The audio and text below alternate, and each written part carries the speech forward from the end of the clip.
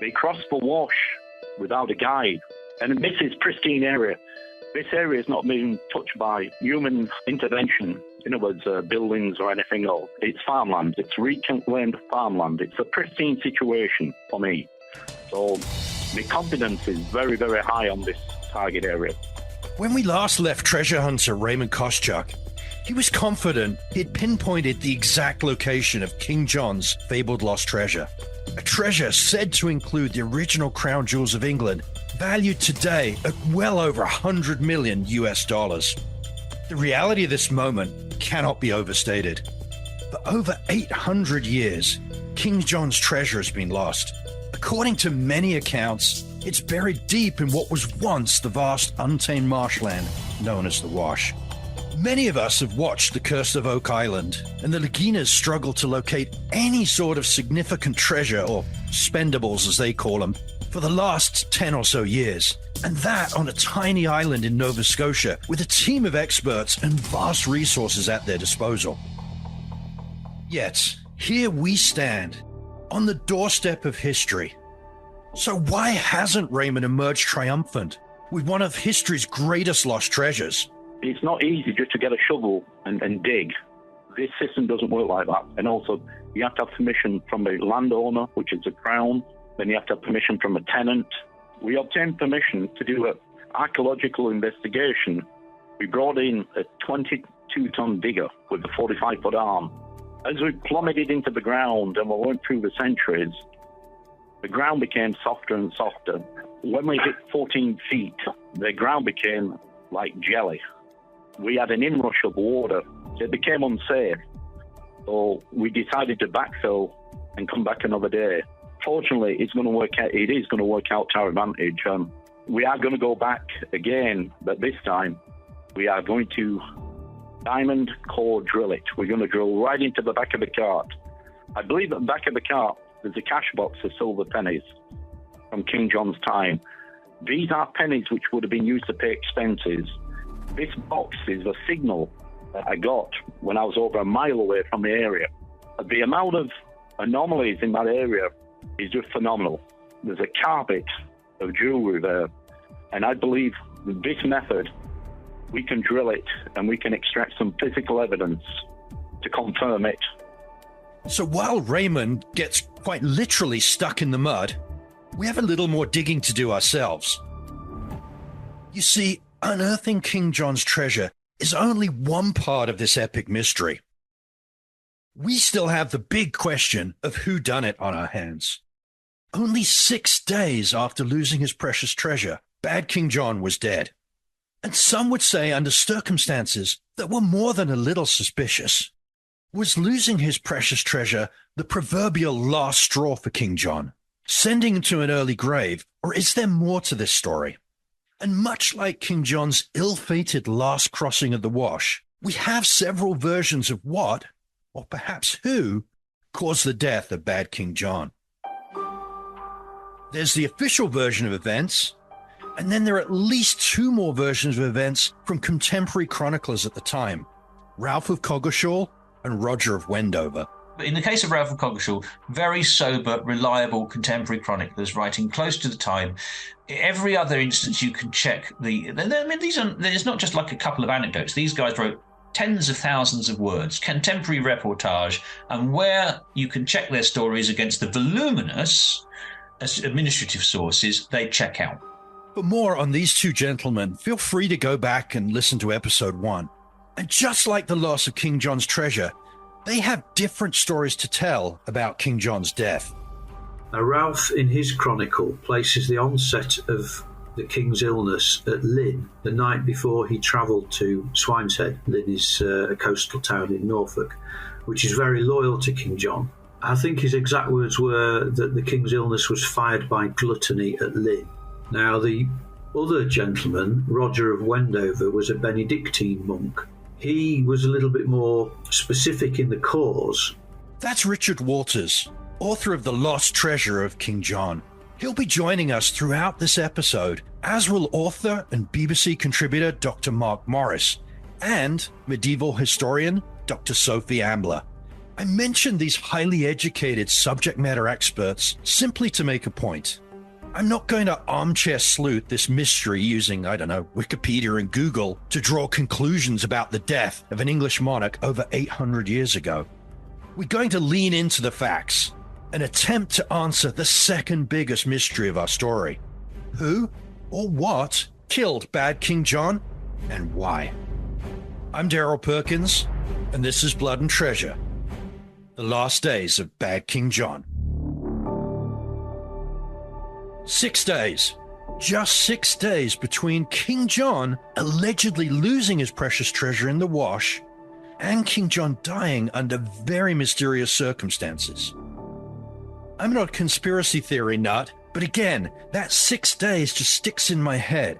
What are the odds of King John suffering the catastrophic loss of his precious treasure, only to die quite suddenly and under mysterious circumstances just 6 days later? The two things just struck me as a little bit too much of a coincidence that, potentially he lost all the crown jewels of England and was potentially poisoned on that very same evening. So, get out your deerstalker hat and light your pipe. Because for this episode, you'll need to do your best Sherlock Holmes impression and help gather the final clues we need to find King John's fabled treasure and solve the mystery of who or what killed Bad King John. If I've learned anything from England's greatest, albeit fictional detective Sherlock Holmes, there's a trinity of elements you need to examine for a sound investigation: means, motive, and opportunity. And of course, you need a suspect. So let's start there.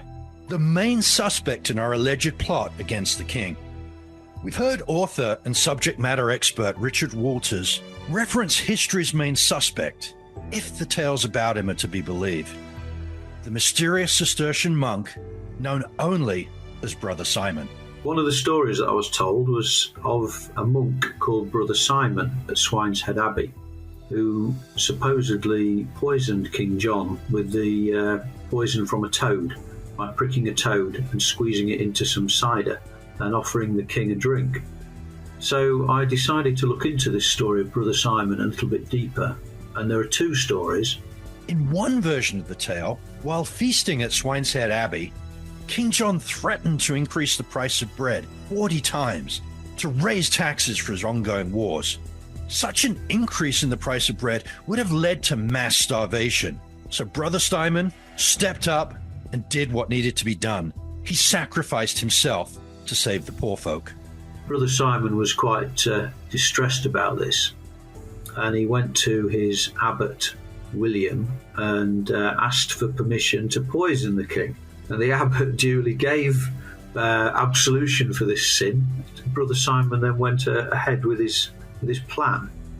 A second version of the legend tells us that Judith, sister to the abbot of Swineshead Abbey, had caught King John's eye, and he had ordered her taken to his bedchambers. In episode 2, we took a deep dive into King John, the man, the myth, the monster, so we all know what would have happened next. Simon was a bit distressed by this proposal, and he went to the abbot and asked for absolution to go ahead and poison the king, and again absolution was given. In this version of events, Brother Simon intervenes and poisons King John to protect Judith's honor. In an interesting twist to the tale, legend has it that King John forced Brother Simon to taste the wine before the king himself would drink, as poisoning was pretty common at that time. Brother Simon did so, and then left the king's company, only to die soon after, when his guts rushed out of his belly.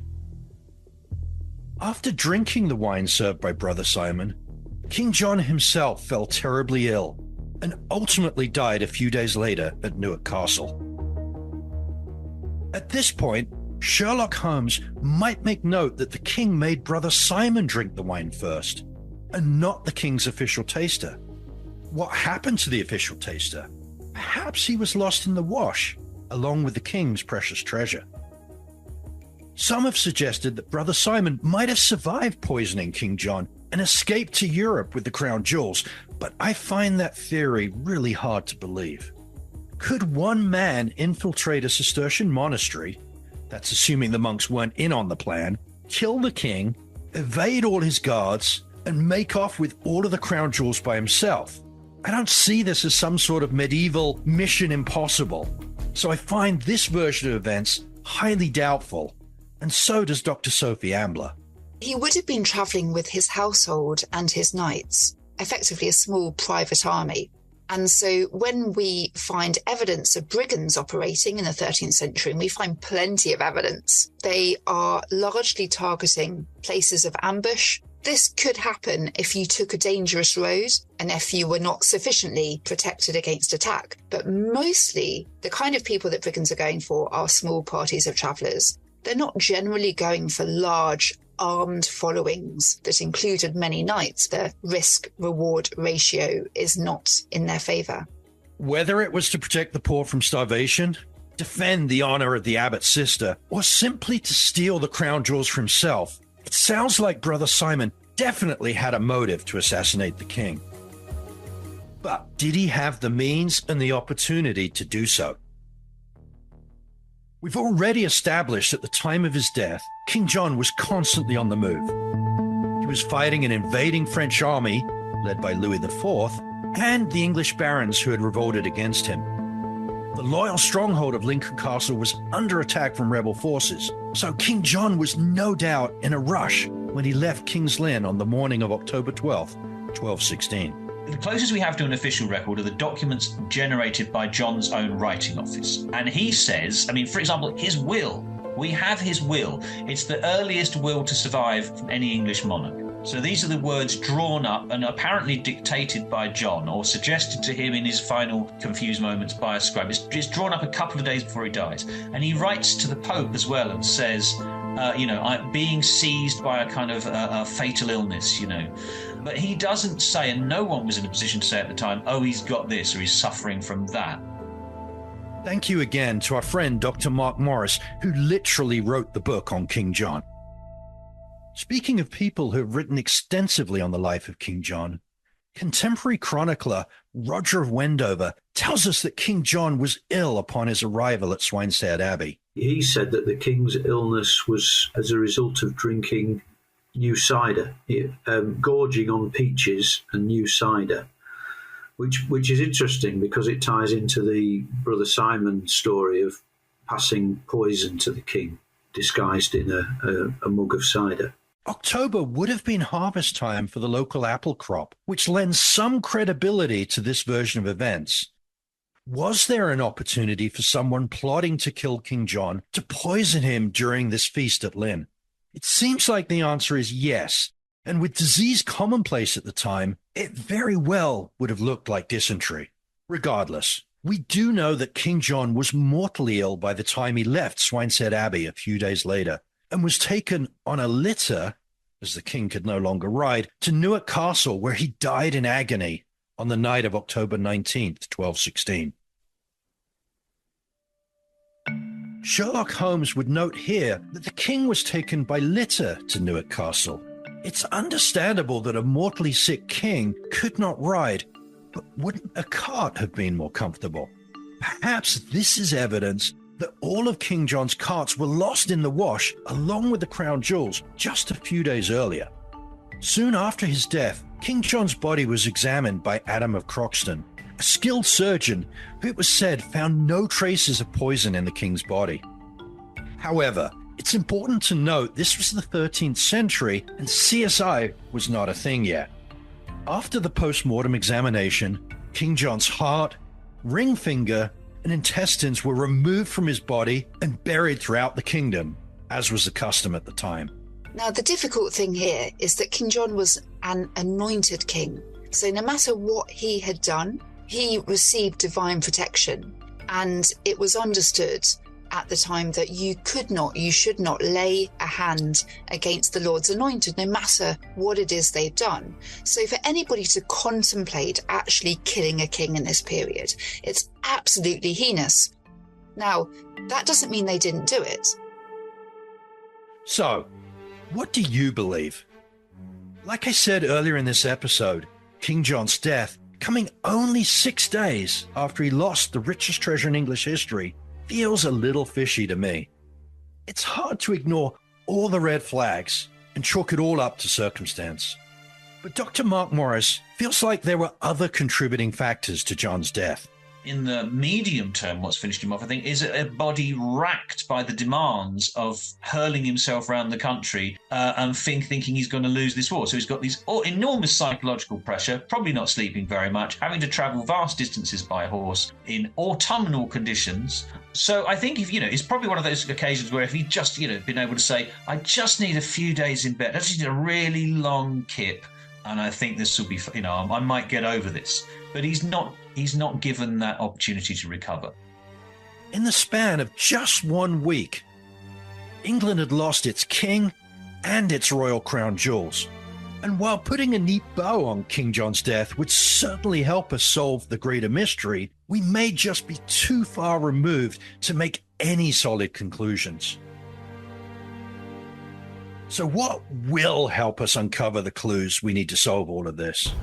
Well, our friend Raymond Koschuk is still in the mud, trying to bring 800 years of questions into the light.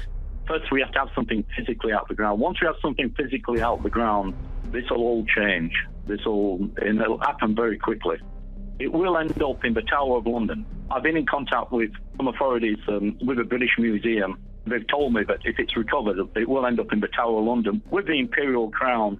Because of King John losing the crown back in 1216, there's going to be a little bit of talk about which is a real crown. That would really be something, and it would make Raymond exceedingly wealthy, right? Whoever finds it, the landowner gets half, so the crown is going to get half of it for free, basically. We do recover half. Now, my deal is with the farmer. Whatever we recover, he gets half of whatever I get. But the providence is what I'm after, because there's other things I'm interested in finding. As Raymond continues to try and dig up proof of our story, we still have a bunch of questions to answer in our final episode. Could the lost crown jewels of England already have been found? Were they ever in the wash to begin with? And at what point does an 800-year-old legend become a real-life story of national treasure? Next time on Blood and Treasure, the last days of Bad King John. Blood and Treasure, The Last Days of Bad King John, is hosted by Daryl Perkins. Written by Daryl Perkins and Rob Jenners. Produced by Ernesto Hurtado's Rebel Talk Network. With guest booking, talent coordination, and production help from Carrie Kulikowski. And mixed in cooperation with Jenners Multimedia and Co-Host Studios. Please subscribe and leave us a 5-star review. Thank you for listening to Blood and Treasure, The Last Days of Bad King John.